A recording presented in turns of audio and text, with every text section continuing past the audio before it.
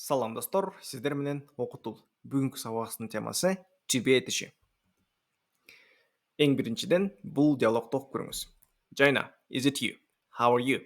Yes, hi Asghar, I'm fine. What about you? I'm great, Jaina. Thanks.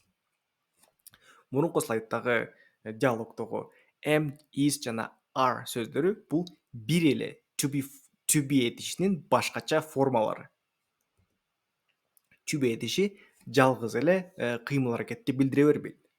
Ал өзүнө көптөгөн маанилерди камтый алат. Ошондуктан биз аны башкача же болбосо башка грамматикалык түзүлүштөрдү жаратканга дагы колдонобуз. Ошондуктан мындай этиштер жардамчы этиштер деп аталат. Жардамчы этиштер англисче auxiliary verbs болот. To be этиши андан башка дагы ар бир ата точко жараша формасын өзгөртөт. Аны жакшыраак түшүнүү үчүн бул таблицаны караңыз. I am, мен болом. You are, сен болосуң.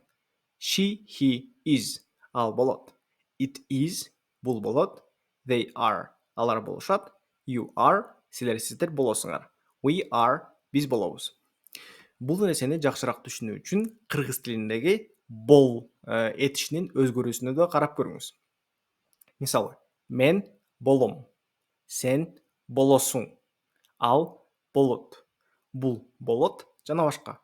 Байкап көрүңүз, болдон кийинки мүчө дагы ата точко жараша өзгөрүп турат. Муну түшүнүп алсаңыз дагы англис тилиндеги to be этишин дагы жакшыраак түшүнөсүз.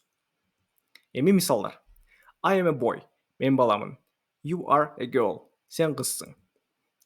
Терс сүйлөмдү түзүү үчүн жардамчы этишке not терс бөлүкчөсүн кошуп коебуз. Мисалы мындай болот. I'm not a boy. Мен бала эмесмин. You are not a girl. Сен кыз эмессиң. Суроолуу сүйлөм түзүү үчүн жардамчы этиш сүйлөмдүн эң башына коюлуп калат. Мисал болсо мына. I am a boy болчу. Am I a boy болуп калды. Мен баламынбы? To be этиши бизге кайсы учурларда керектелет? Жаш курак тууралуу сөз кылганда. I am 23 years old. Мен 23 жаштамын. She is 67 years old. Ал 67 жашта.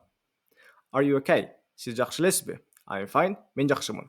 Муну карасаңыз, бул ал акыбалды айтып жатканда дагы колдонулат экен, Караңыз. Икиде. Жалпы сүрөттө да. It is green. Бул жашыл. They are strong. Алар күчтүү. Кесип жана статусту айтканда колдонулат. Is he a teacher? Ал мугалимби? He is not a teacher. Ал мугалим эмес. Ушуну менен сабагыбыз бүттү. Кийинки сабактарда көрүшкөнчө.